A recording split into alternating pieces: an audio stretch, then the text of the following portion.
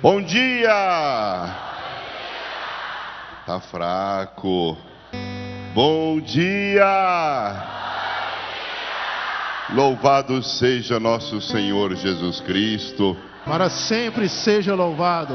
Rogai por nós, Santa Mãe de Deus, para que sejamos dignos das promessas de Cristo. Ave Amém. Maria, cheia de graça, o Senhor é convosco. Bendita sois vós entre as mulheres, e bendito o fruto do vosso ventre, Jesus.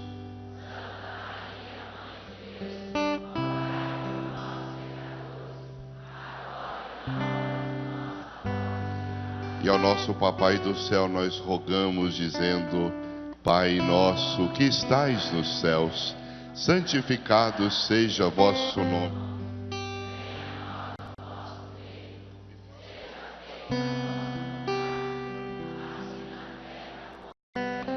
E o pão nosso de cada dia nos dai hoje, perdoai-nos as nossas ofensas, assim como nós perdoamos a quem nos tem ofendido, e não nos deixeis cair em tentação, mas livrai-nos do mal.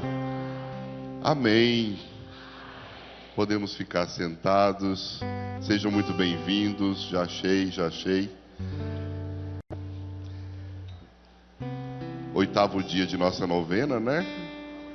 Bem-vindo, Tiago. Bem-vindo, Torricelli. Esse nome é bonito, hein, gente? Eu tô quase com inveja. Torricelli. Parece até aquele pessoal da máfia siciliana. Quem que deu esse nome para você, Torricelli? Põe o microfone para ele. Meu pai. Seu pai italiano? Não. Você não tem cara de italiano. Não, ninguém é. Goiano do pé rachado. Isso. Carreiro ou não? Hã? Cavaleiro, carreiro, muladeiro? Não. Comedor de pamonha só. Comedor de pamonha só, né? Não, muito bom. Gente. Torricelli. Olha, muito bem, viu? Torricelli deve ter algum significado de torre do céu, né? É, cello, torre dos céus, né? Uma coisa assim. Gente, 8º dia de nossa novena, 2º dia do nosso trido, né? A gente começou ontem o 1º dia do nosso trido. Domingo é o dia da... Nossa Senhora, hein, gente? Oh, Divino Pai Eterno, hein, gente? É. E hoje... a gente vem percorrendo ao longo desses 9 dias um caminho teológico, litúrgico, espiritual, para que a gente possa aprofundar a palavra de Deus e poder celebrá-la no último dia da festa com toda a grandeza do nosso coração. É claro, eu perdi tal dia, não tem problema. O caminho espiritual é feito pelo nosso coração e não pela nossa mente somente. Se você está conseguindo rezar, se você tem conseguido elevar seu coração aos céus, se você tem conseguido buscar na sua vida uma comunhão mais plena com o Divino Pai Eterno, você já está se preparando para a sua grande festa. E é um tempo, olha, depois da festa eu recebo tanto relato de milagre, de graça alcançada, de bênçãos. Mas o mais interessante de se perceber é que as pessoas, quando elas vêm ao santuário, 90% vêm para quê, gente? Para agradecer. Interessante isso, né? E o quanto Deus gosta disso. Pai Eterno, Ele olha para a gente com muito amor, porque uma alma agradecida é uma alma reconhecida. Ele age na nossa vida e eu reconheço isso. Eu reconheço a sua ação, sua presença, sua manifestação na minha vida, e isso engrandece minha alma, isso engrandece o meu ser. Quando eu sei louvar a Deus, inclusive na dor, no sofrimento e na provação, o Senhor olha por mim. Lembra daquela passagem lá de Salomão, filho de Davi, lá no Antigo Testamento, em Reis, quando Salomão foi escolhido por Deus para ser o rei de Israel, sucedendo então seu pai. Quando ele foi perguntado, Deus perguntou para ele assim: olha, o que você quer de mim, Salomão? E Salomão só disse assim: Senhor, eu te peço sabedoria e entendimento. Como poderei guiar o seu povo, senão com sabedoria e entendimento? É isso que eu peço com todo o meu coração.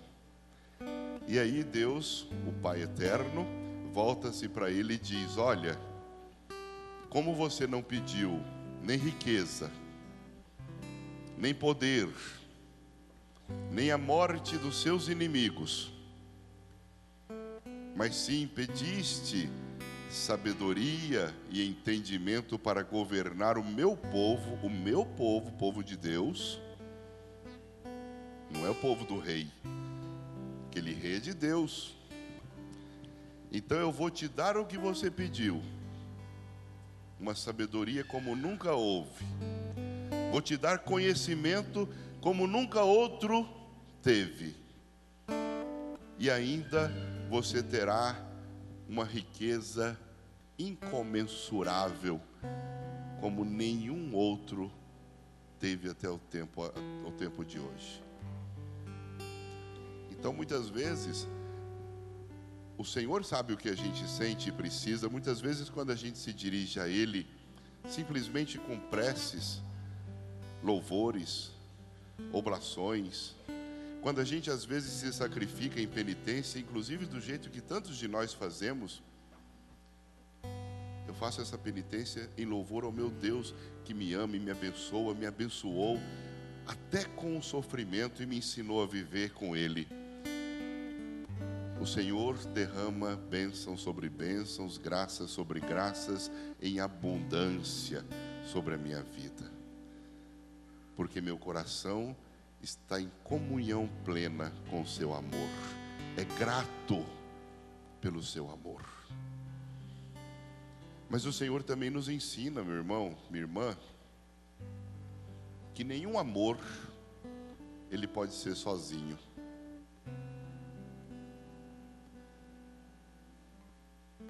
São Paulo vai dizer: quem diz Senhor, Senhor, e não coloca a sua fé em obras, não adiantou nada. Nem todo aquele que diz Senhor, Senhor vai para o reino do céu, não. O Senhor diz: olha, se você tem um problema com seu irmão, se você tem uma lide, uma disputa, se você tem uma querela, se você tem qualquer sequela, se você tem qualquer atrito, e entra na fila para fazer sua oferta, deixa a fila, vai lá, resolve a sua querela, resolve o seu problema, depois venha deixar a sua oferta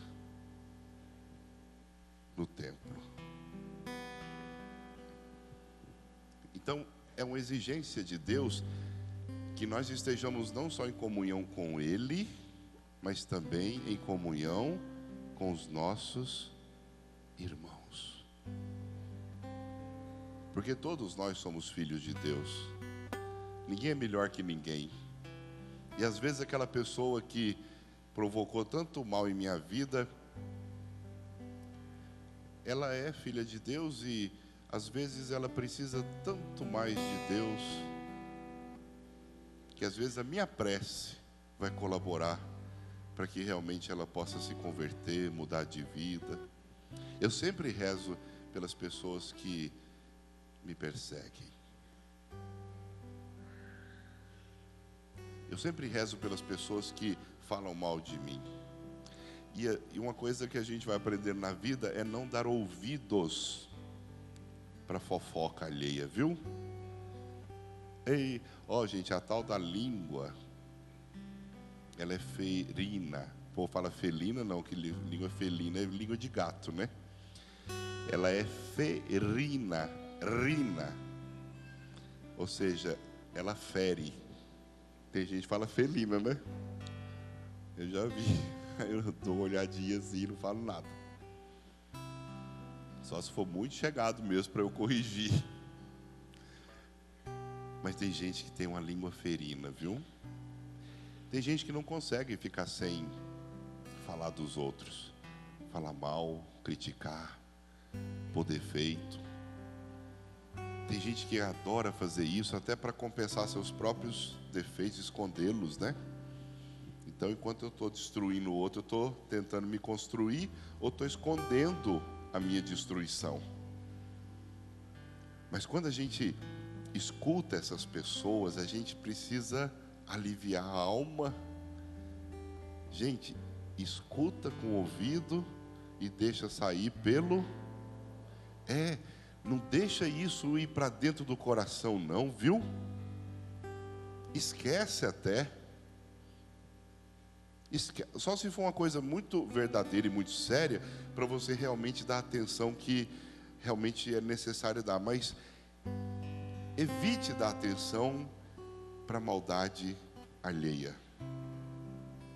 Principalmente para as fofocas, porque tantas vezes a fofoca ela chega distorcida para a gente, né? Você já observou que as pessoas quando vêm contar para a gente um fato, ela aumenta muitos atos? Ela faz aquilo se tornar maior do que é. Então tenta resolver isso lá na raiz, para você não acreditar que realmente possa ser uma verdade assim de primeira mão. Isso evitaria muita briga, muito problema, muita discórdia na nossa vida. Isso ajudaria muito a gente a fazer um caminho de luz. A outra coisa importante que eu vejo em relação às pessoas é a gente tentar fazer o máximo para elogiar. Como é importante a gente elogiar as pessoas. Esse é um esforço, viu? Porque é difícil a gente elogiar os outros, reconhecer o bem que a pessoa faz. Como é importante isso na vida, meu irmão, minha irmã. Esse esforço, quando você vai fazendo, ele parece difícil no começo, mas depois ele vai se tornando um hábito. Não faça isso também com falsidade, viu? Tem gente que elogia com ironia, até para provocar fofoca. Ou então fala, nossa, como aquela pessoa é boa, mas... Não tem isso? Mas também é difícil. É uma pessoa complicada de vez em quando, né? Elogiar sem pretensão, sem maldade, sem nenhum tipo de intenção maior do que simplesmente reconhecer. Assim como nós reconhecemos o amor de Deus, vamos tentar dar o mínimo para os defeitos alheios, porque eu também tenho os meus, e vamos tentar fazer o máximo para fazer levar as qualidades daqueles que estão próximos de nós. E olha, gente, assim como notícia ruim corre rápido, notícia boa também. E é interessante que isso gera fama para nós. É a consequência de ser bom. Isso gera boa fama. Quando você se mostra uma pessoa despretensiosa, bondosa, você gera confiança dos outros. Tinha uma mesa num bar, 4 pessoas. Aliás, eram 5 pessoas numa mesa. Aí eles estavam descendo a lenha no fulano que não chegou. Aí um deles, já esperando demais, falou, não, eu vou embora. Aí foi, aí começaram a falar do que foi embora. Aí ficaram 4 na mesa. Quando o quarto saiu, o outro saiu, ficaram 3 e começaram a descer o pau no outro que tinha saído. E falava mal mesmo, né? Aí um deles falou assim, ó, gente, vamos sair nós três juntos? É melhor, né? É melhor. Porque ele já sabia que o trem ia pegar fogo. Esse exercício é muito importante na vida. Falar bem, quebrar esses espíritos. Uma vez eu lembro que uma pessoa que eu mal conheci quando eu fui para o noviciado, estava conhecendo naqueles dias ali, a gente saiu para tomar um sorvete junto com alguns outros noviços. Eu tinha 18 ou 19 anos, lá em Tietê, São Paulo. Vocês são de Tietê? Mas que bom, nego. Olha só, vocês conhecem o Padre Savassa? O Padre Luiz Carlos. Jesus, olha só que beleza. Uma salva de palmas para o povo paulistano e paulista, tieteense. Eu ia muito lá em Cerquilho, ali para aquelas beiradas ali, era muito bom, viu? Seminário Santa Terezinha, meu noviciado, ali na Rua do Expedicionário, 133. E isso tem 25 anos. Tô tão velho assim não, né, gente? Mas tô velho já, né? 25 anos, hein? E aí a gente sentou lá, não vou falar o nome da pessoa, porque o povo aqui vai saber. Aí, a gente sentado lá tomando um sorvete. E aí o fulano, que eu não conhecia, estava vendo na primeira vez, né? Começando a falar mal dos padres. Para mim, para os outros colegas meus também, tudo barriga verde ali, chegante. E falando, e falando do defeito do fulano, do Savassa, do não sei do que. E eu, né, mas isso não deve ser assim, isso deve ser por causa disso, deve ser... Aí ele falou assim, vá, Robson. Lá eu falo assim, né? Vá, você fica pondo pano quente nas coisas. Quebrei o espírito. O que era para a gente ficar ali mais de uma hora não durou 10 minutos. O clima ficou ruim porque eu não estava ali para falar mal de ninguém, para ficar vendo defeito em ninguém. Eu estava ali para conhecer a cidade no começo, bem nos primeiros dias. Então, gente, às vezes é melhor você ficar sozinho do que com gente assim perto. Vocês concordam comigo? Tem gente que parece que carrega veneno na língua. A língua chega a ficar amarela de veneno. E é um veneno de cobra mesmo. É para picar, é para machucar, é para deixar, é para matar. E eu não sei se a caninana é pior que a cascavel, mas ali era ruim, viu? Qual que é a pior? Cascavel, né? Gente, isso é importante, são conselhos para a vida. E a gente já sabe desses conselhos, mas é bom que o padre relembre. Hoje o tema que a gente quer aprofundar um pouquinho é o tema de hoje, o subtema, a santidade. Vós sois sede santos como vosso Pai é santo. É o tema geral. O subtema de hoje, o Pai Eterno nos ensina que santidade é reconhecer a dignidade do irmão. Vou repetir. O Pai Eterno nos ensina que santidade é reconhecer a dignidade do irmão. Esse respeito, essa preocupação. Nós vivemos num mundo individualista. É cada um por si, Deus por todos. Todos conhecem essa frase. Não é igual os mosqueteiros, né? Que fala que eles são cada um por eles mesmos, né? Cada um trabalhando um com o outro, em conjunto. Se a gente fosse pelo menos igual as formiguinhas, né?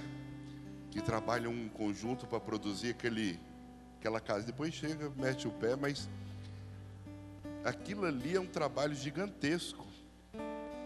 De formiguinha. Elas trabalham juntas. Elas se comunicam batendo anteninha uma na outra, vocês sabiam? Ali o negócio é fera, é um tipo de... E deve ter Wi-Fi, porque elas vão seguindo, né? O sistema ali, você vê que onde a formiguinha passou, a outra passa exatamente no mesmo lugar. Deve ser algum sistema de Google Maps, alguma coisa assim que elas têm, que nós só estamos aprendendo agora. O Waze, né? Ó, tem um problema aqui, passa por aqui não. Mas a formiguinha trabalha em conjunto. E a gente tende nesse mundo a trabalhar sozinho. E o outro, para nós, ele só é importante enquanto ele é útil para nós. Um dia eu escutei uma pessoa dizer assim, aliás, foi um texto que eu li, onde uma pessoa dizia assim, que na vida tudo tem interesse. Eu achei aquilo bem negativo.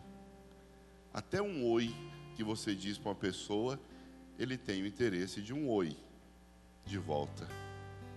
Quando você fala bom dia, você quer um bom dia, você não quer um...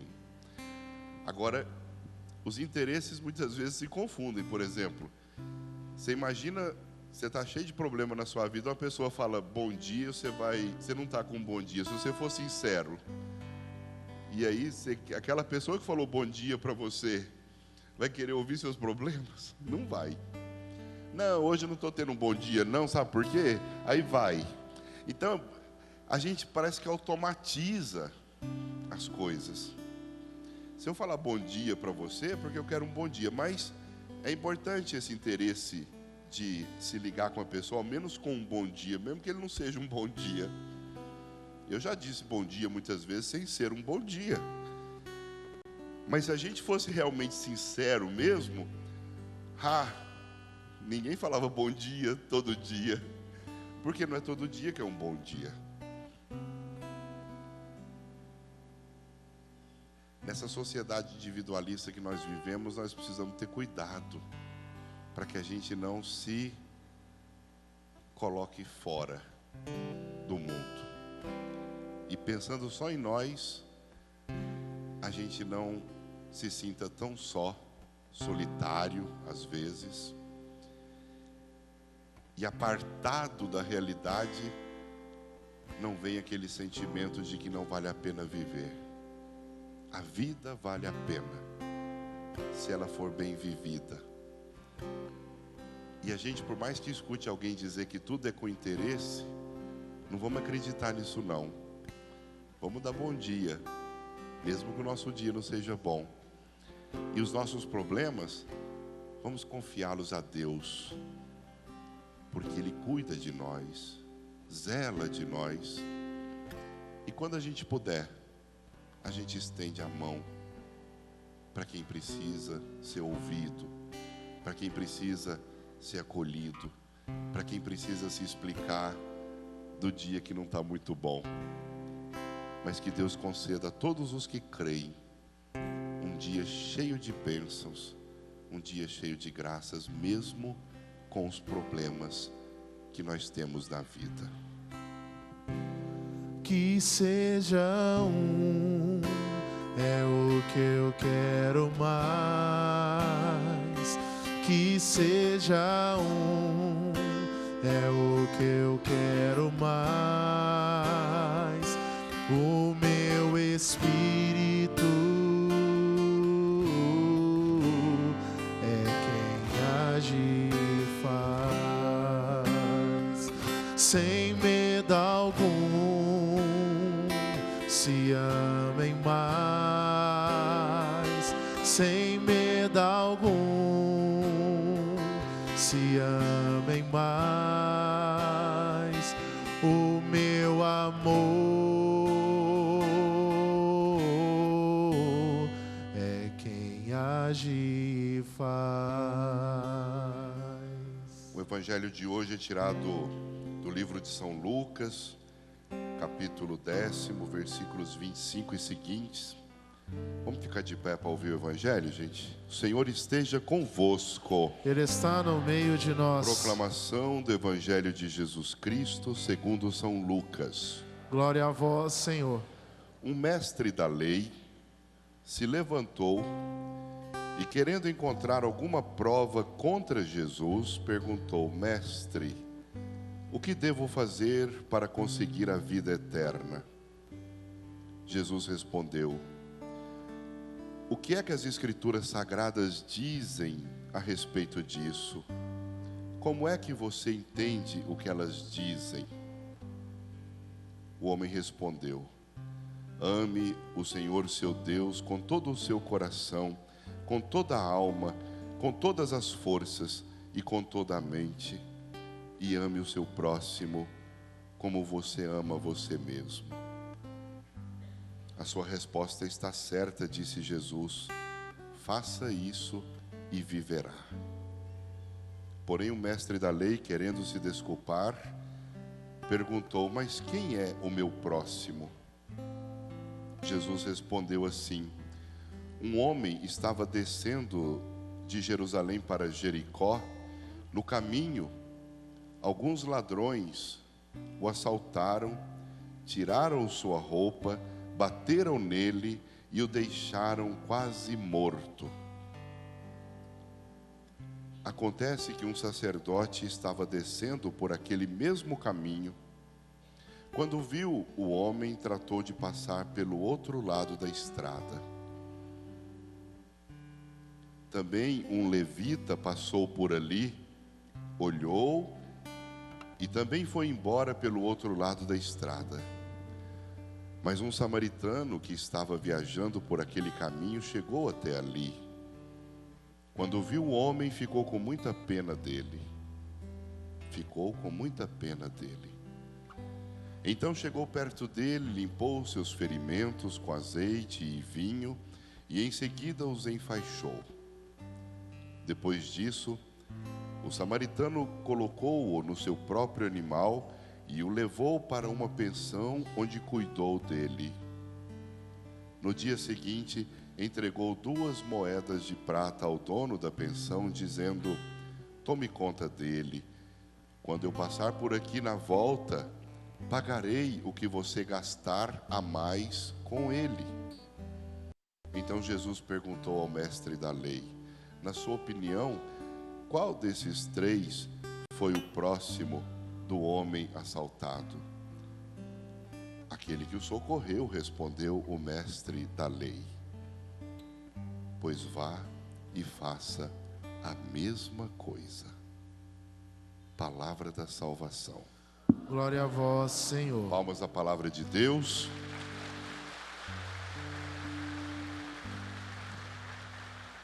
Pode se assentar. Essa palavra inspira hoje tudo o que esse tema quer dizer. O Pai Eterno nos ensina que a santidade é reconhecer a dignidade do irmão. Quando esse homem procurou Jesus, esse mestre da lei, ele não tinha as melhores intenções, não. Mas ele chegou de um modo muito positivo, muito bom, muito diplomático. E ele já foi perguntando a Jesus: Senhor, o que eu posso fazer para ganhar o céu, para ganhar a salvação? O que eu posso fazer para agradar a Deus ao máximo, para merecer estar com Ele? E Jesus se reporta aquilo que ele entende. Jesus entra no mundo dele. Isso é muito importante. Jesus entra no universo dele para que ele possa, por sua vez, entender aquilo que a própria lei ensina e que ele é um mestre, um conhecedor. O que é o âmago da lei? O que é o cerne, o tutano da lei?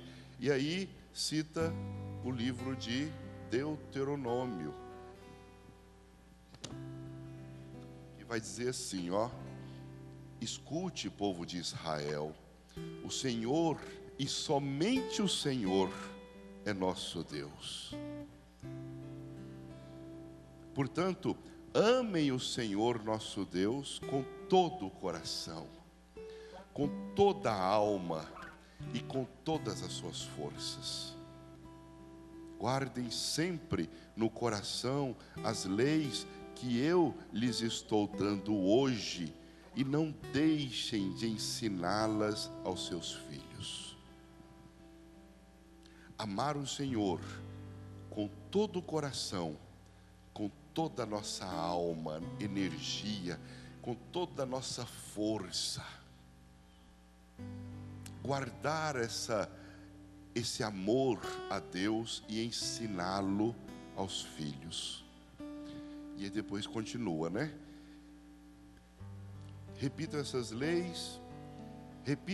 leis em casa e fora de casa, quando se deitarem e quando se levantarem. E aí Jesus acrescenta de forma muito sábia: tudo isso é certo, mas também deve haver amor ao próximo. Eu amo meu Deus, essa relação minha com o céu, mas eu também tenho como dever expressar esse amor naquilo que Ele ama, que Ele criou, que é o ser humano. E aí você pode estender mais até, se quiser, as coisas vivas, os animais, as plantas, o zelo, o cuidado com o mundo, nossa casa natural, nossa casa maior, todo o zelo que eu tenho com a criação. Quem foi a pessoa que mais inspirou o mundo a entender o valor das coisas, dos animais, das plantas? Vocês lembram o nome de alguém? São Francisco. Inclusive é o patrono daqueles que cuidam do meio ambiente, do mundo. E a gente vai entendendo isso na medida em que também a gente começa a se preocupar com o outro. Porque se preocupar com o outro, amar o outro, querer bem ao outro, fazer pelo outro, zelar do outro, em todos os sentidos, gente, não é só quem está com fome eu dar um prato de comida, não é só para quem está precisando de um copo d'água, como diz a própria Escritura, mas é zelar pelo outro como um todo. Viu o padre falando no começo, do tanto que a gente tem essa tendência de fazer mal para o outro através da língua? Isso é desamor. Quando eu zelo pelo meu irmão, eu cuido do nome dele, da honra dele, eu cuido para que ele seja respeitado. Eu quero ver a pessoa bem. E eu considero isso o básico. Para mim, os outros passos que a parábola oferece são passos ainda mais profundos de quem entendeu tão bem a palavra de Deus, que já começa a chegar nesse ponto mesmo, de ver uma pessoa deitada ou caída, ou chorando com depressão, uma pessoa que está à margem, sem rumo na vida, olhando para baixo, cabisbaixo, uma pessoa que não tem forças para se levantar, e você vai lá e faz o que, gente? O que vocês estão vendo ali? Estende a sua mão. Estender a mão para quem precisa. Isso é um gesto que brota do coração. Isso é um gesto que brota da alma. Preocupar-se com a pessoa. Essa coisa de não estou nem aí com o mundo, com ninguém. Isso não é coisa de Deus, é coisa do inimigo, do maligno. Preocupe-se com você, cuide de você, zele de você. Isso é coisa do maligno, que tenta nos iludir, que tenta nos colocar fora do caminho do céu, da salvação. Até lá no Deuteronômio o Senhor fala que nós precisamos amar a Deus sobre tudo. E Jesus vem completar isso dizendo: amar o Senhor sobre tudo, sobre todos, e amar os nossos irmãos. Você vê que Jesus, ele praticamente vem quebrar as regras do judaísmo. E olhando lá no Antigo Testamento, tem uma passagem lá de 1 Reis, o profeta Elias. Alguém já ouviu falar em Elias, gente? Quem não ouviu, né? Grande profeta, aliás, ele é o grande representante do profetismo do Antigo Testamento. Enquanto Moisés representava a lei, Elias representava a profecia, os profetas. Esse homem, ele tinha um rei chamado Acabe no seu tempo, e eles perseguiam os profetas de Deus. Queriam matá-los e matavam. E Elias, quando viu que o coração do rei e de muitos dali era muito duro, Elias profetizou sobre Israel e disse: olha, vocês vão perder tudo. Virá uma seca que vai abater vocês. Por 3 anos, vocês não terão uma gota de água e, portanto, não terão também colheita. E aconteceu. E no meio disso, Elias teve que fugir, porque Elias ia ser morto. Acabe ficou mais irado ainda do que já estava. E então ele foi para o leste, escondeu-se perto de um riacho de um lugar chamado Querite, leste do Rio Jordão. E ele ficou lá, sendo alimentado pelos corvos durante muito tempo. Depois ele saiu dali. Ele bebia água do riacho. Os corvos traziam todas as manhãs pão e carne para ele comer. E então o Senhor disse para Elias assim: olha, apronte-se e vá para a cidade de Sarepta, perto de Sidom, e fique lá. Eu mandei que uma viúva que mora ali dê comida para você. Então Elias foi para Sarepta, e quando estava chegando no portão da cidade, encontrou essa viúva que estava catando lenha, pegando lenha. E ele pediu: me dê um pouco de água. E essa mulher, ela disse assim: o que o senhor pediu? Água? Me traga pão também. Senhor, eu juro pelo Deus vivo, eu não tenho mais pão. Só tenho um punhado de farinha de trigo numa tigela e um pouco de azeite no jarro. Eu estou aqui catando uns 2 pedaços de pau para cozinhar alguma coisa para mim e para o meu filho. Nós vamos comer e depois morrer de fome.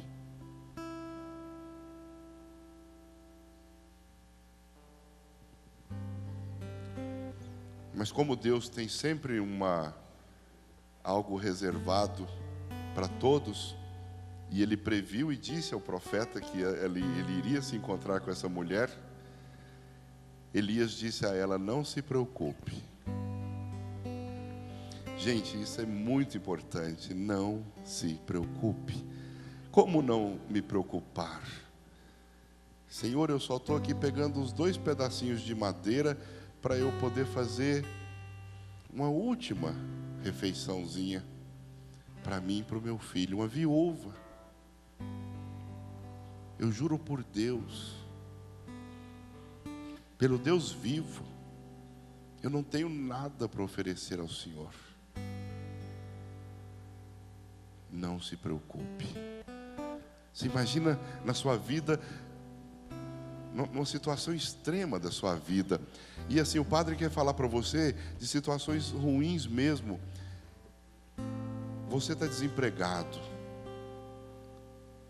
você não tem dinheiro, você não tem condições de dar à sua família o sustento digno, você não tem nada,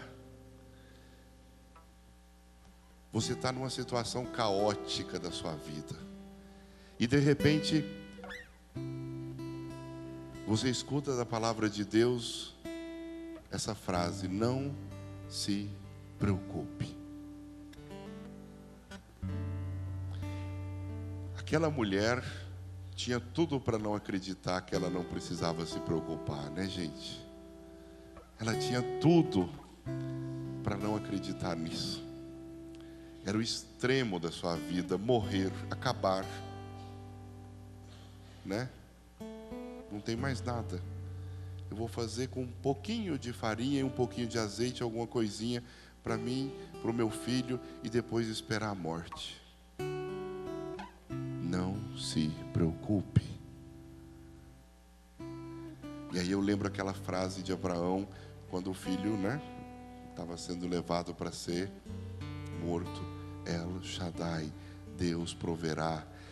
Confie em Deus, não confie nas suas forças. Quando você confia nas suas forças, você erra. Quando você confia na força do outro, você erra. Mas quando você confia em Deus, não tem como errar. Se você confia no Senhor, você é amparado. E ela confiou no profeta do Senhor.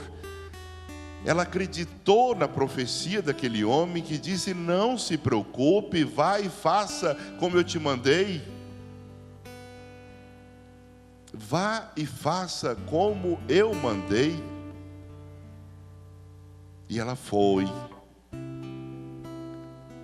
acreditando no profeta, e levou a ele o fruto do que ela tinha de restante, o pouco que ela tinha para oferecer. E aí a palavra de Deus diz: a viúva fez como Elias tinha dito, e todos eles tiveram comida para muitos dias. Como o Senhor havia prometido por meio de Elias, olha só, gente, não faltou farinha na tigela, nem azeite no jarro, porque ela acreditou. Confie no Senhor, nas horas extremas da sua vida. Confie no Senhor, Ele proverá, Ele vai guiar seus passos, Ele não abandona seus filhos. Mas confie sem desconfiar. Confie no Senhor sem desconfiar. Não peça provas. Faça aquilo que tem que ser feito. Como é importante quando a gente vê as pessoas felizes em ajudar, em serem generosas. Pessoas que muitas vezes dão aquilo que nem podem dar a uma pessoa que precisa, que sofre. E para quem já sofreu na vida, sabe o que é sofrimento de fome, né? Para quem já passou pela necessidade maior de lhe faltar alguma coisa, sabe o que significa não ter nada, não ter o que comer, não ter dinheiro para pagar a sua conta de energia. E de repente, porque acredita no Senhor, porque não é uma pessoa fracassada, não é porque eu não tenho dinheiro que eu sou fracassado, não é porque eu estou desempregado que eu sou fracassado, não é porque eu passo por dificuldades que eu sou fracassado. Aquela mulher não era uma fracassada, ela não era uma coitada.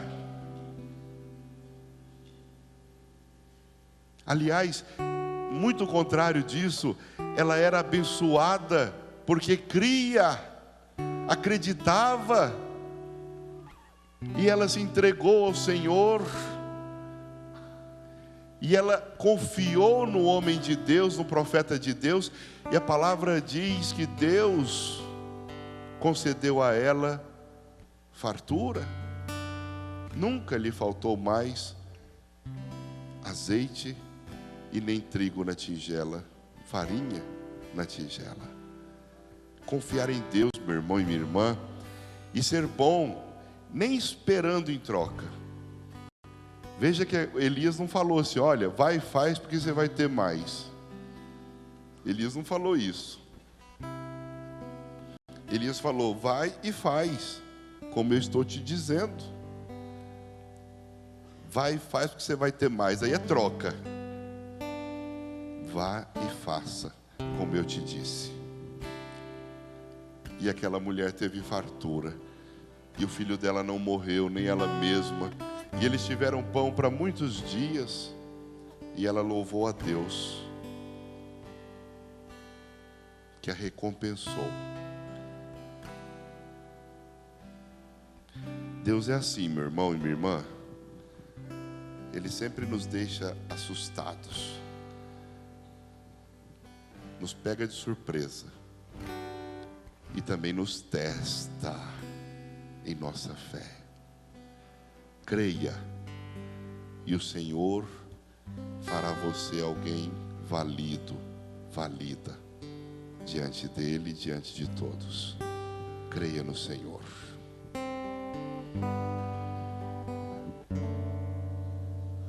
Amor em mim, amor em ti, amor em nós, eu digo que sim.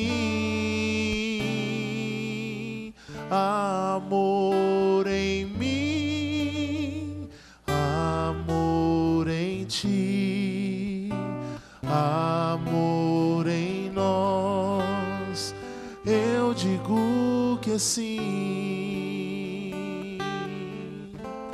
Mesmo se não te amaram, se com amor não te olharam,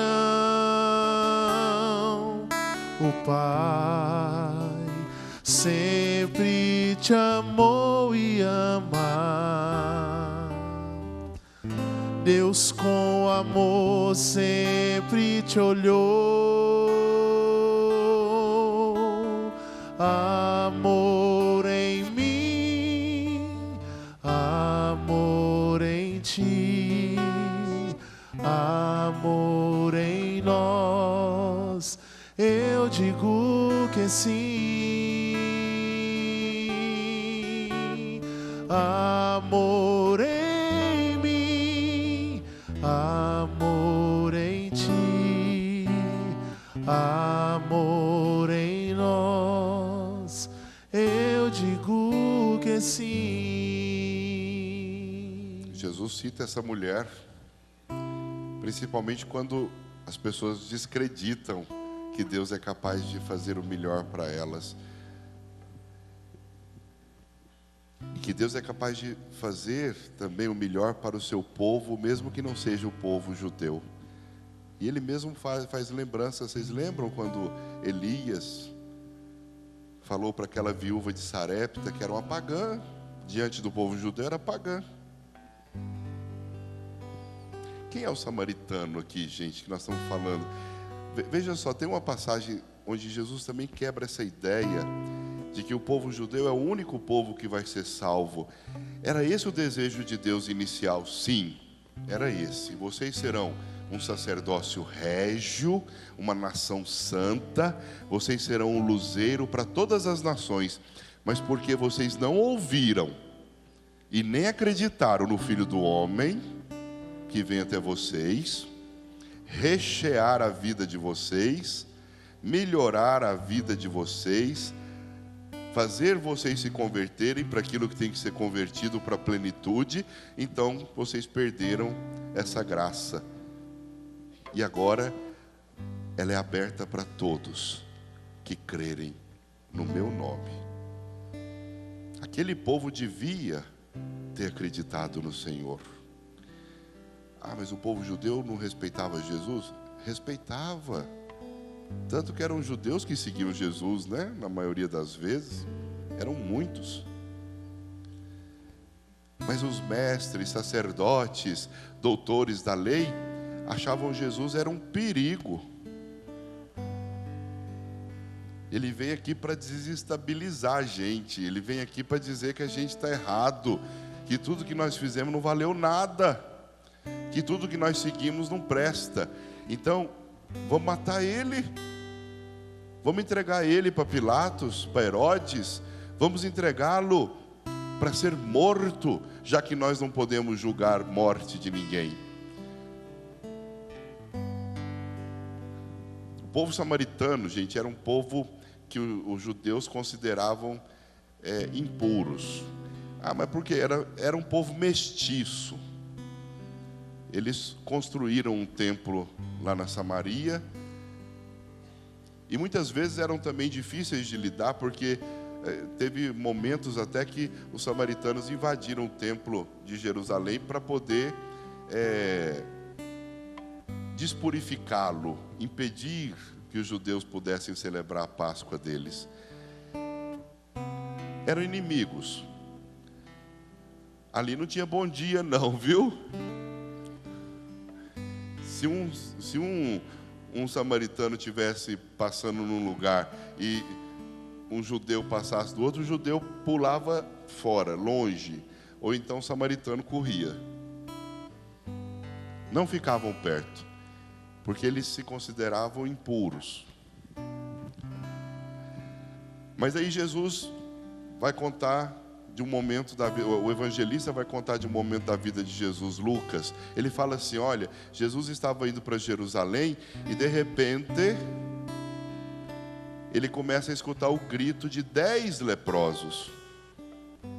10 leprosos. Jesus, mestre,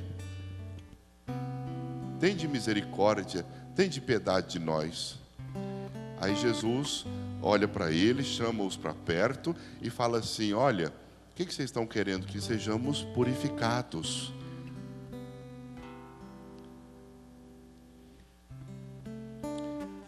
Vão, se apresentem ao sacerdote, que é a figura que vai fazê-los voltar à sociedade, porque o leproso ele era banido da cidade. É aquele que vai reconhecer que vocês agora não têm lepra e vão retornar vocês ao mundo das pessoas, da civilização. E eles ficaram assim e foram. E no caminho foram curados. E aí um deles voltou.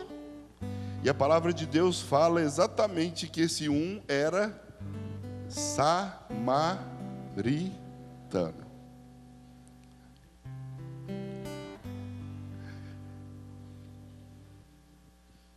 Samaritano.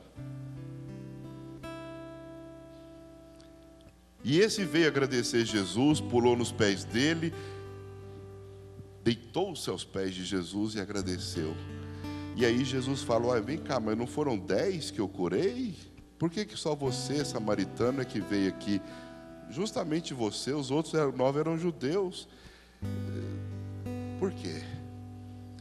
Aquele homem não tinha nada para dizer, né? Ele só queria agradecer. Aí Jesus ele levantou aquele homem e disse: sua fé te salvou. Olha só a diferença, ó. Sua fé te salvou. Sua fé já te curou, mas agora sua fé te salvou, porque os outros não reconheceram.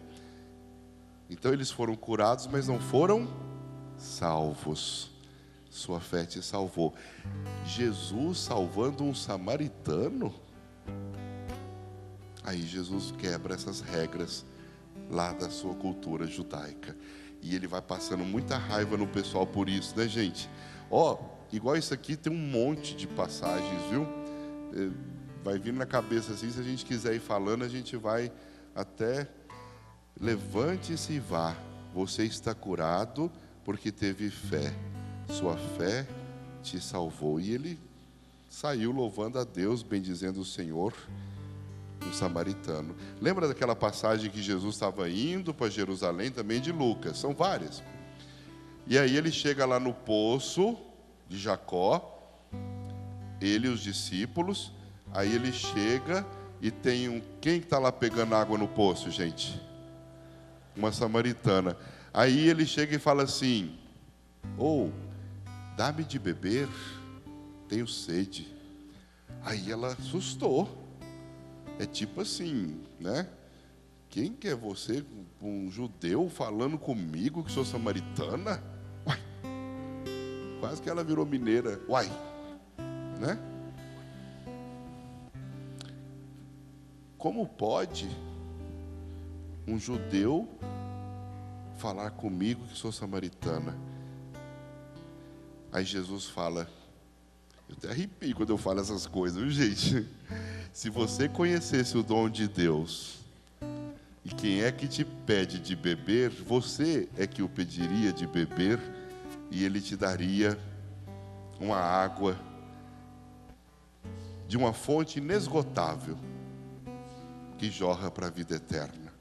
E você nunca mais teria que voltar aqui para pegar dessa água. Senhor, me mostra essa água. Ela não entendeu. E aí ele vai fazendo esse caminho pedagógico com a samaritana, mostrando para ela seus pecados. Ela leva ele para Jesus, os discípulos entram na Samaria, lá naquela cidade da Samaria, e aí começa também a converter os samaritanos, a fazê-los entender que Ele é a graça e a fonte da graça de Deus, perene, que jorra para a vida eterna. Ela mesma apresentou, como pecadora que era, Jesus como profeta, e depois eles entenderam Jesus como Salvador.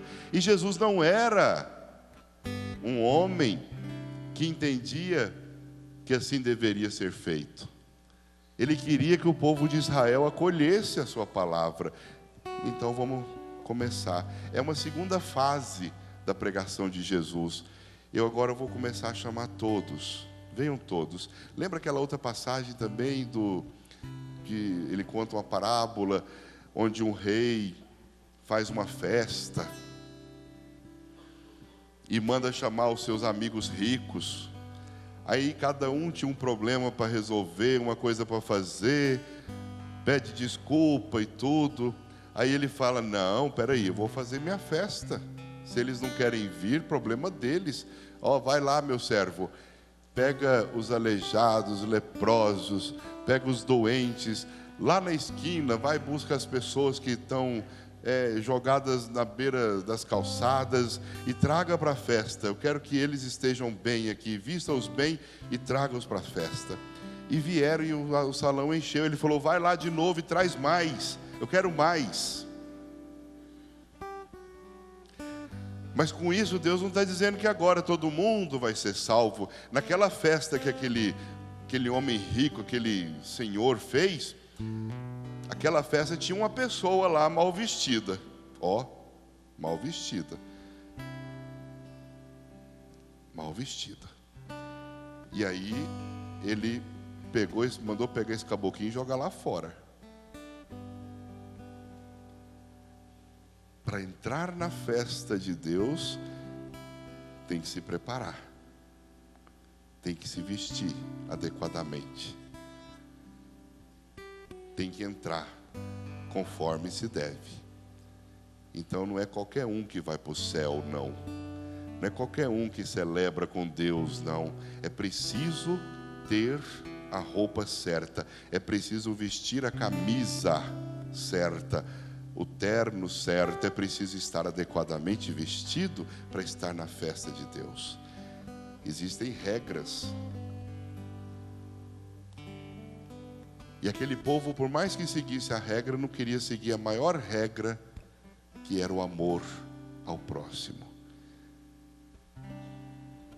E por isso foram isolados, se isolaram. Muitas vezes a gente fica pensando assim, nossa, Deus é assim, né, gente? Então quer dizer que se eu for uma pessoa má, Deus vai me condenar. Se eu for uma pessoa boa, Deus vai me salvar. Então, depende de quantas missas eu tenho que ir para ir para o céu. Quantas palestras eu tenho que aguentar para poder ir para o céu. Quantas vezes eu tenho que ler a Bíblia para poder ir para o céu. Não é assim que se contabiliza a graça de Deus na própria vida, meu irmão, minha irmã. O Senhor contabiliza a graça dele em nossa vida, é pelo nosso coração desejoso de amá-lo, servi-lo, de estar na presença dele. É essa disposição interior que os judeus não tinham, é essa disposição interior que os outros tinham. É isso que o Senhor quer de mim, de você. Enquanto você está aqui hoje, quantas pessoas lá na sua cidade não estão nem aí com igreja, com religião, com missa, não estão nem aí com essas coisas, gente. Não tem disposição para Deus, não tem vontade de ter Deus na vida. E por isso, por mais que prosperem, não serão felizes.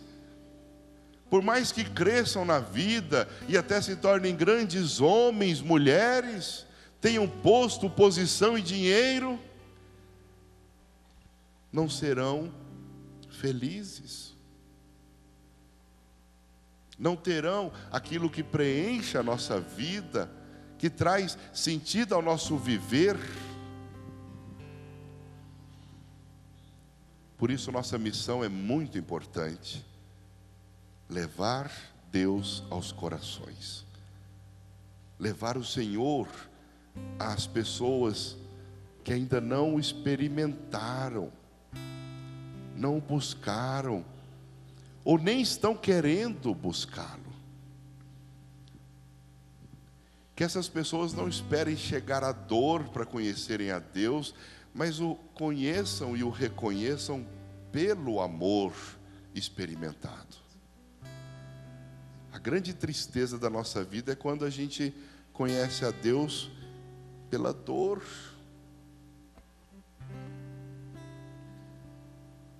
É na hora que a gente está frágil. Como seria interessante, importante, bonito, belo, se a gente desde já tivesse um coração desejoso do Senhor. Aqueles 9 não voltaram para agradecer, mas Deus operou na vida deles. Um voltou, e esse foi salvo, esse foi abençoado, esse voltou repleto de justiça, da justiça de Deus. É muito importante quando a gente entende isso na vida. Eu não sou forçado. Aquele homem que chamou aquele pessoal para a festa, ele não forçou eles não, viu? Ele chamou. Aqueles queriam vir. Quem não queria, ficou.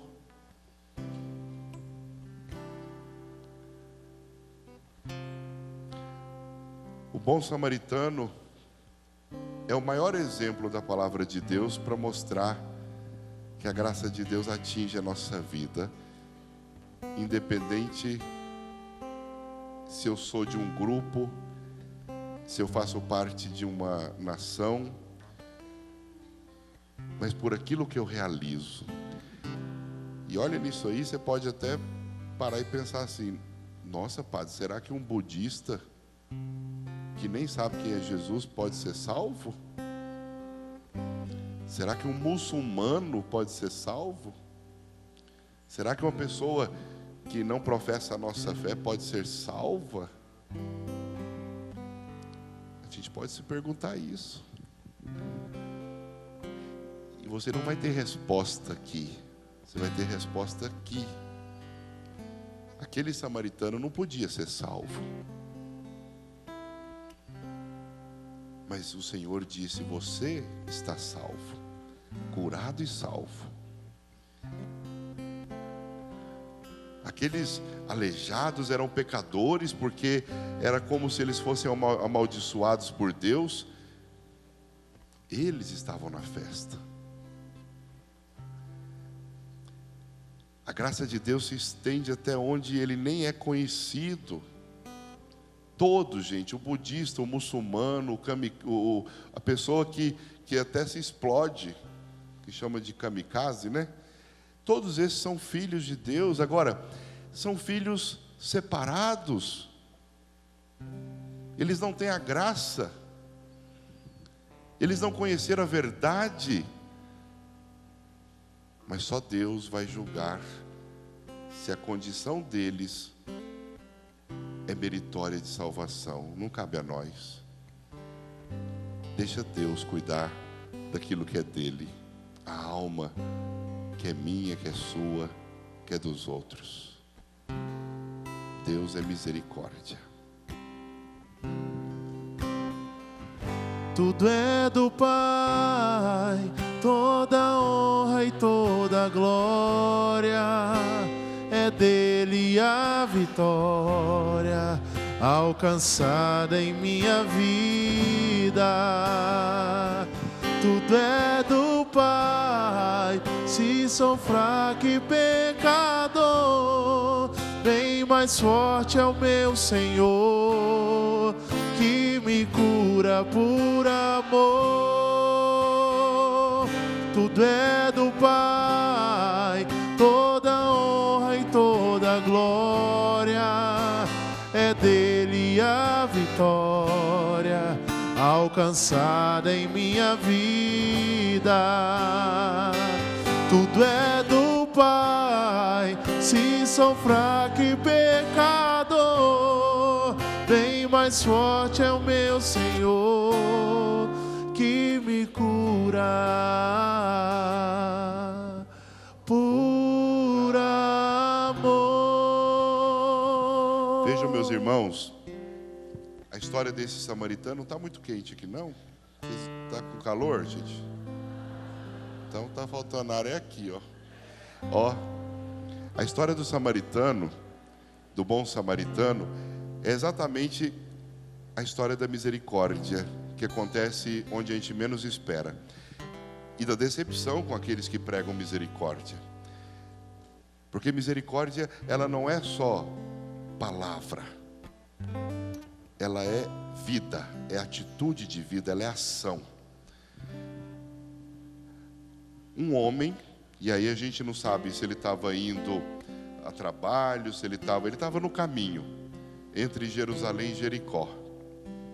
Normalmente as pessoas iam para Jerusalém, sacerdotes, levitas, trabalhavam e voltavam para Jericó. Jericó era o lugar onde muitos ficavam ali. Jerusalém era a terra de orações, de visitas, era o lugar de realmente louvar o Senhor. Então, era um caminho de 27 quilômetros. 27 quilômetros. Vocês entenderam?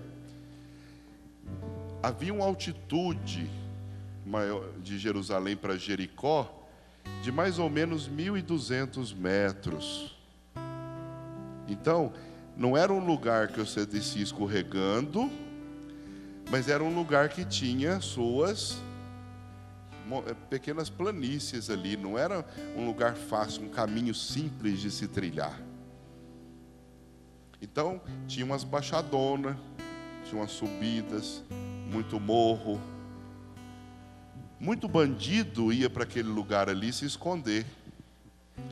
E aquele homem estava sozinho ali, naquele caminho. Ninguém sabia se estava indo ou se estava voltando. O que se sabe é que os ladrões pegaram ele. E deram o que, gente? Uma sova nele, uma surra. Tiraram até a roupa dele. Esse homem ficou nu e meio morto. Foi sorte dele, porque naquela época, naquelas condições geográficas, normalmente os assaltantes, eles até matavam mesmo. E ele ainda teve sorte. Ele ainda teve sorte ainda. Ele ainda foi um sobrevivente. E nessa situação toda, passa por ali o quê? Um sacerdote. Aquele homem, até por uma questão de prudência, ele devia ter acolhido aquele homem que estava meio morto ali. Alguns dizem que talvez ele não tivesse feito isso. Por quê? Porque é proibido tocar em cadáver para o judeu. Talvez ele tivesse pensado, é um cadáver, mas a palavra de Deus mostra que ele não só não ajudou aquele homem, mas ele fez o quê? Passou longe, passou do outro lado. O homem está ali, ó. Estou vindo aqui, né? Estou vindo aqui. Opa, vou passar por lá. Um sacerdote. Que mau exemplo, hein? Depois passou um levita. O que é um levita? É um auxiliar do sacerdote. É um observador da lei, mas é auxiliar do sacerdote. E de repente o levita faz a mesma coisa. Ele está vindo, né? Está vindo aqui, ó. Aí, não, opa. Estava indo para casa. Ninguém podia dizer que aquele homem estava com pressa, não, porque ele estava voltando de Jerusalém. Nem o levita, nem o sacerdote. Eles podiam. Não tinha desculpa não, gente. Tinha desculpa não. Talvez a única desculpa era que talvez eles pudessem ter corrido ali, não tocado nele, porque pensavam que era um cadáver, já que era comum ser morto ali. Mas por que ele passou do outro lado? Hoje em dia, a gente vê muito isso. Eu já estive uma vez no Rio de Janeiro e havia um homem morto na calçada, morto na calçada, e uma senhora varrendo o bar na porta. Quando eu fui lá para ver o que estava acontecendo, eu perguntei primeiramente para ela: esse homem está machucado? O que está acontecendo com ele? Ele está sangrando no chão aí, ó. Não, ele está morto. Já chamaram o IML. Fiquei pasmo com a tranquilidade daquela mulher varrendo o chão e um homem morto assim na calçada. Frieza, né, gente? Que frieza. Hoje em dia o mundo é assim. E talvez o Rio de Janeiro também, naquele lugar ali, provocasse esse tipo de sensação, porque isso era comum. Aí passa um samaritano no lombo de um burro, desce imediatamente, vira aquele homem que está meio morto, pega azeite e vinho, põe nas suas feridas, dá água para ele, percebe que ele vai sobreviver, põe ele no seu cavalo. A palavra de Deus é capaz de dizer assim: coloca ele no seu jumento, no seu burro, no seu cavalo lá, e leva ele para uma hospedaria. Fica com ele aquela noite, zela dele, cuida das feridas dele, e ainda deixa 2 moedas para o dono da hospedaria, e diz assim: olha, o que você precisar mais, quando eu voltar eu te pago. E Jesus faz essa pergunta para aquele mestre da lei que tentou colocar ele na parede. Quem era o próximo daquele homem? Era o sacerdote? Era o levita? Ou era aquele samaritano lá? Esse impuro, esse mestiço, esse banido da graça de Deus.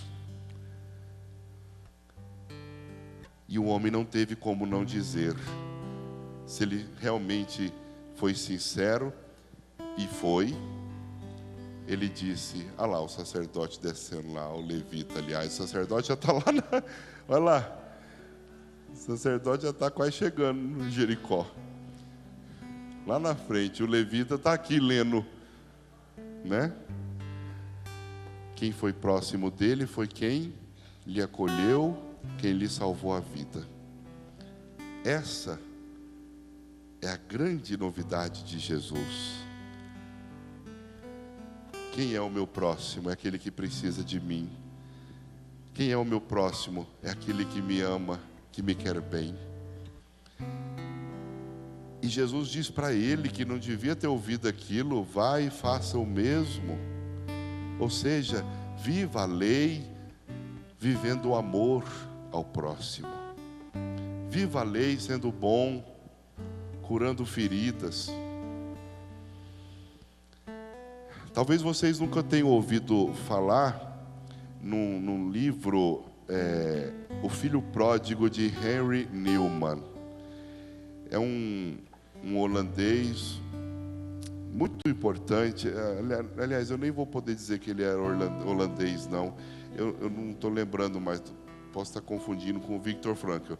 Mas esse Henry Newman, ele escreveu esse livro a partir de um quadro de Rembrandt, que fica em São Petersburgo, próximo de Moscou, no Museu de São Petersburgo.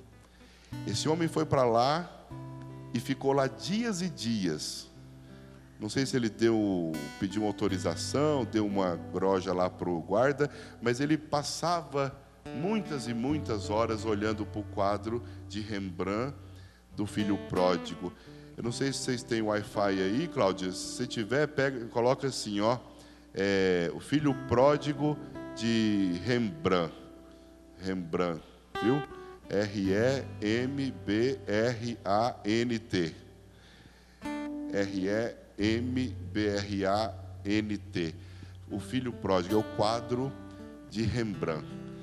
Ele ficava observando aquele quadro. E como que o Senhor é misericordioso, como que o Senhor é bom. Esse homem, Henry Newman, ele praticamente converteu a vida dele a partir desse quadro de Rembrandt, que ele admirava e ia vendo toda uma teologia, toda uma espiritualidade que estava ali expressa. Por quê? Aí, tá vendo? Isso aí. Muitos já viram esse quadro. Quando ele morreu, em 1996, em setembro, o Henry Newman, alguém escreveu dele assim uma coisa muito bonita, lembrando uma passagem que fala sobre o médico ferido. O que é o médico ferido, gente?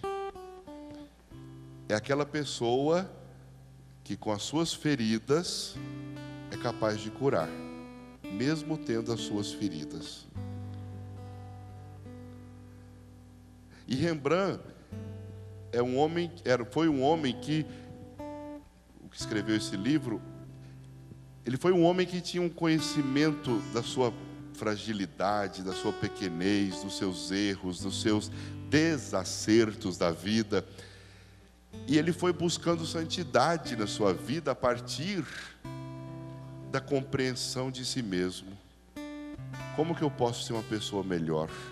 E esse quadro ajudou muito ele a pensar a vida.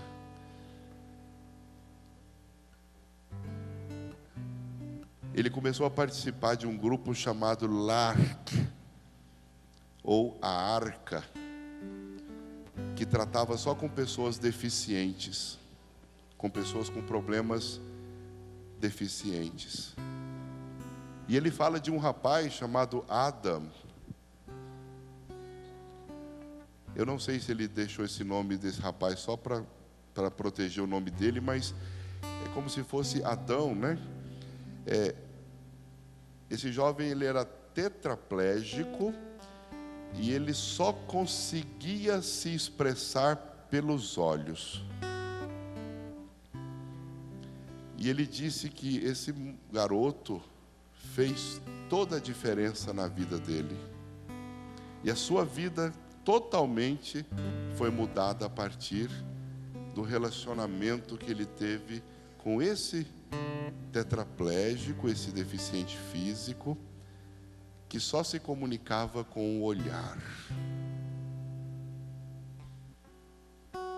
Esse homem alcançou santidade na vida dele.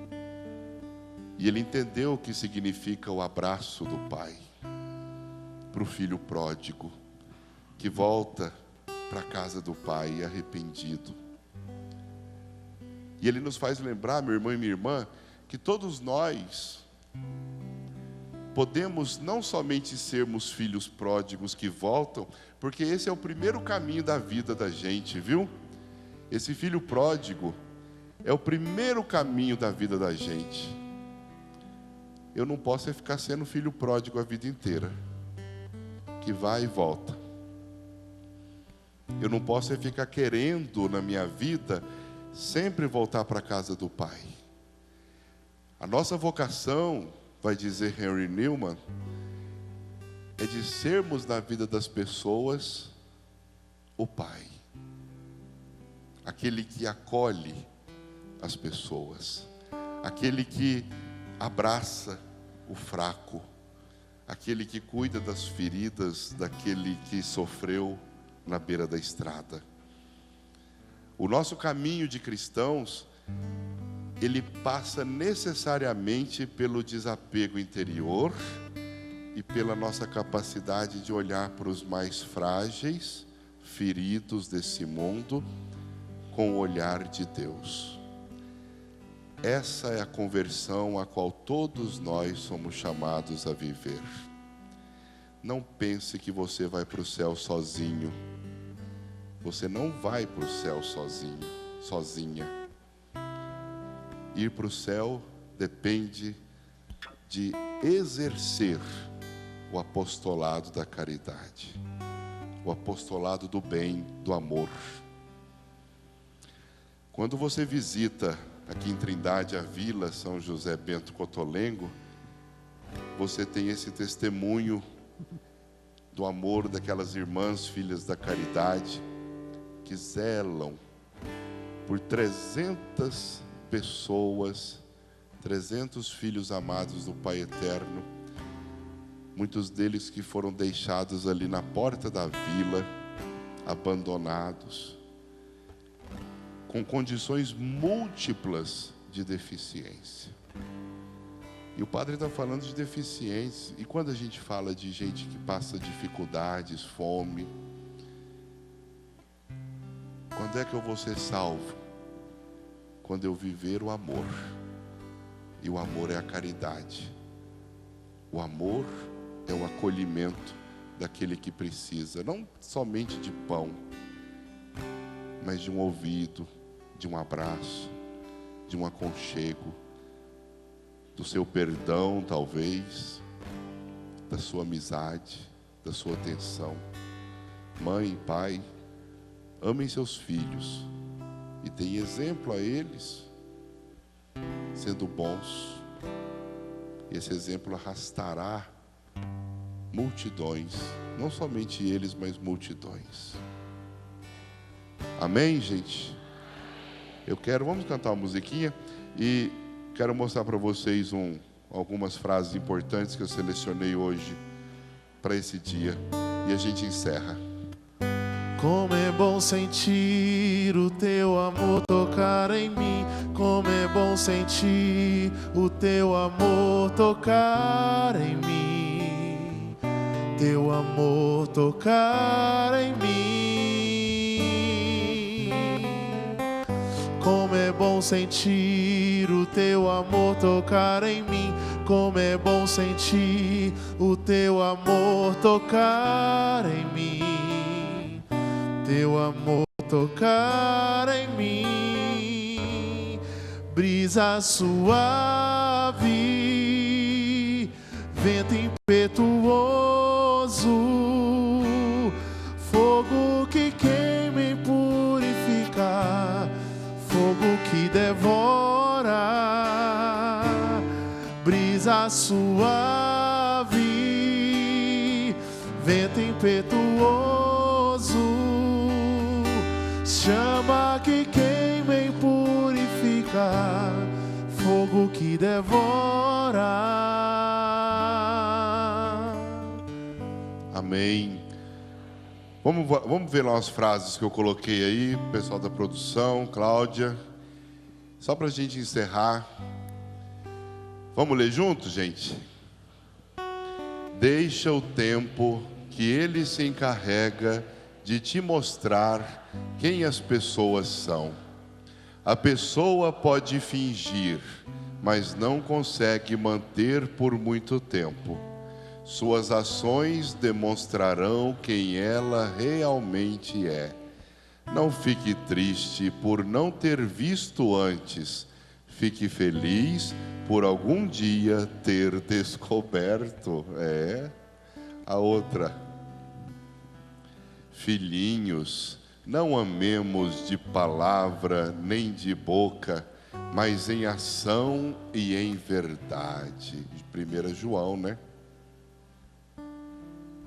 Ao nosso querido Papa Francesco, como o bom samaritano, não nos envergonhemos de tocar as feridas de quem sofre, mas procuremos curá-las com gestos concretos de amor.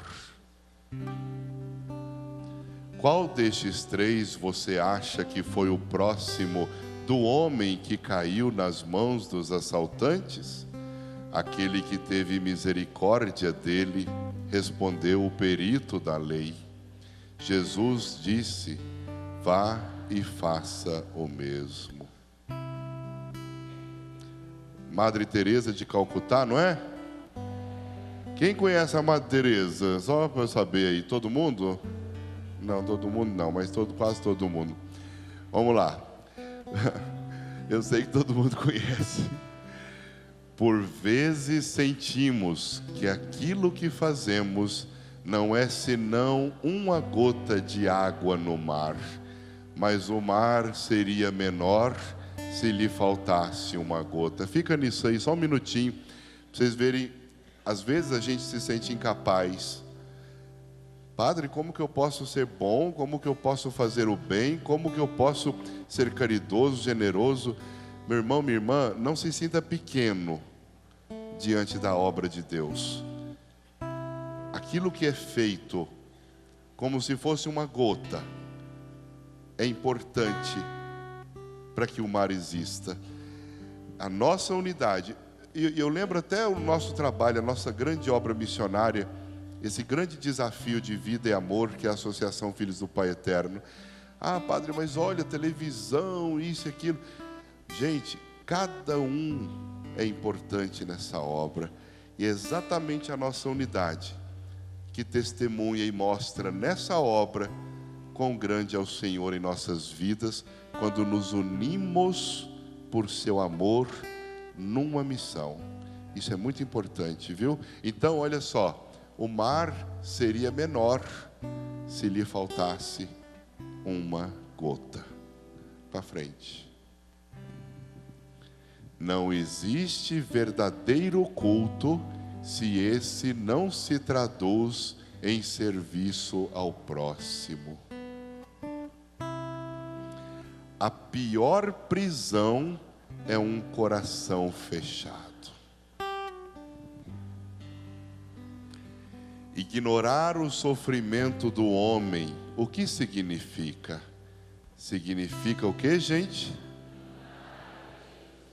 Quem ignora o sofrimento dos outros, ignora Deus. O dever é uma coisa muito pessoal. Decorre da necessidade de se entrar em ação e não da necessidade de insistir com os outros para que façam qualquer coisa.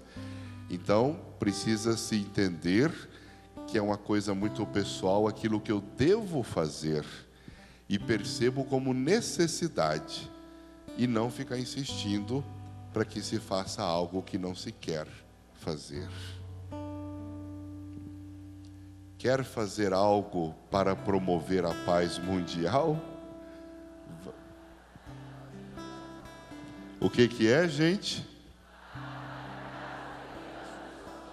Mais uma vez, gente. Amém, gente, amém, né? Vai para casa. Ame sua família lá na sua casa. A todos os que sofrem e estão sós, dai sempre um sorriso de alegria. Não lhes proporciones apenas os vossos cuidados, mas também... Está vendo que não é só um ativismo, atitudes, mas também sentimento que a gente tem que ter pelos nossos irmãos. Madre Teresa, peraí, a Madre Teresa um dia foi uma repórter, eu vi a Marina aqui e lembrei. A Madre Teresa, uma vez uma repórter chegou para ela e falou assim: ô Madre Teresa, qual é o maior problema do mundo? Aí ela respondeu, com aquela carinha, volta lá para trás, com aquela carinha lá, volta para trás aí. Produca, olha lá, com aquela carinha dela lá, né? Qual que é o maior problema do mundo que a senhora acha que existe? Aí ela falou assim, eu e você. Olha só, essa mulher, ela tinha uma visão tão profunda das verdades de Deus, da espiritualidade amadurecida, que assim, enquanto você está querendo resolver o mundo, resolva o seu mundo, resolva a sua vida. Você quer mudar e ter paz mundial? Vai lá criar paz na sua casa, e você vai ter paz no mundo inteiro, porque o importante é que o seu mundo seja pacificado. Qual que é o problema do mundo? Você e eu e você, nós é que somos o problema do mundo. Vocês estão entendendo, padre? Também, se não entendeu, não tem mais como eu explicar. Passa para frente aí. Mas cada um deve olhar no coração se tem a fé nessa compaixão de Deus bom que se aproxima, nos cura, nos acaricia, e se nós o rejeitamos, Ele espera para frente. Quando ajudamos o próximo, estamos plantando o bem para depois colher um mundo melhor. Aquela gotinha. Não é a altura, nem o peso, nem os músculos que tornam uma pessoa grande. É o seu, viu? Não é a altura, não é o peso, não é músculo, é o coração. Vamos lá para frente. O bem que você faz hoje pode ser esquecido amanhã. Faça o bem a si mesmo. Veja que ao final das contas é tudo entre você e Deus. Nunca foi entre você e os outros. Gente. Tem uma hora da vida que ela é tão solitária que não existe, ninguém pode rezar, pode tentar consolar, pode aplicar injeção.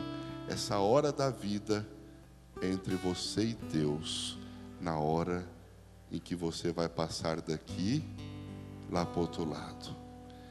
Essa hora é a hora da verdade, é entre você e Deus.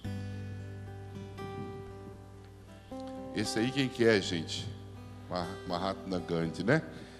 O amor é a força mais abstrata e também a mais potente que há no mundo. Tem mais?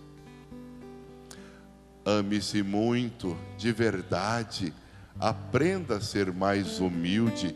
E quando pensar em desistir do que mais se quer, saiba que quando desejamos algo, o universo realmente conspira a favor, desde que você realmente acredite. Somos todos chamados a percorrer o mesmo caminho do bom samaritano, que é figura de Cristo. É isso aí. Quem julga as pessoas não tem tempo para amá-las, está vendo? Fica aí fofocando e esquece de amar. A raiz de todos os males é o egoísmo. Olha só que bonitinho, gente. Não.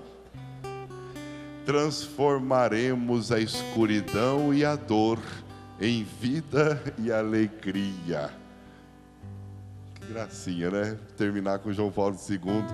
Gente, vamos ficar de pé, vamos rezar um pouquinho, estamos com o tempo bem no limite já. Vamos pedir a graça de Deus para nós. Segundo dia do nosso tríduo, 8º dia da nossa novena. Bênçãos e graças se derramem sobre vocês, sobre a vida de cada um que aqui está, você que nos acompanha pela TV Pai Eterno, você que faz parte dessa família de amor, de bênçãos. Que a graça de Deus ilumine seus passos, santifique sua vida, transforme seu coração, amoleça seu coração. Que a graça de Deus te ajude a viver todos os momentos da sua vida como oportunidade para amar e servi-lo mais. Feche os seus olhos e peça aquela bênção que tanto necessita você, sua família, aquelas pessoas que pedem a você que reze por elas. Senhor, pela vossa misericórdia, pelo poder do vosso Espírito Santo e vosso Filho Jesus, que veio a este mundo para nos salvar, nos redimir, dai que todos estes servos e servas que aqui estão e aqueles que nos acompanham, Senhor, recebam a vossa bênção. Dai que sejam santificados. Dai, Senhor, que sejam validos. Dai, Senhor, que sejam livres de todo o mal, de toda doença, de todo perigo. Dai, Senhor, que vos louvem e vos bendigam. Que a sua tigela seja sempre cheia, que o seu cântaro, que o seu vaso seja sempre transbordante, para que possa louvar-vos e bendizer-vos, Senhor, cada um destes que vos ama. Em Jesus Cristo, Filho amado do Pai Eterno, na intercessão de Maria, Mãe do Belo Amor, desça sobre você, meu irmão e minha irmã, a bênção de Deus misericordioso. Ele que é Pai, Filho e Espírito Santo. Amém. Palmas ao divino Pai Eterno. Obrigado, gente. Deus abençoe. Saiba que Deus tem olhado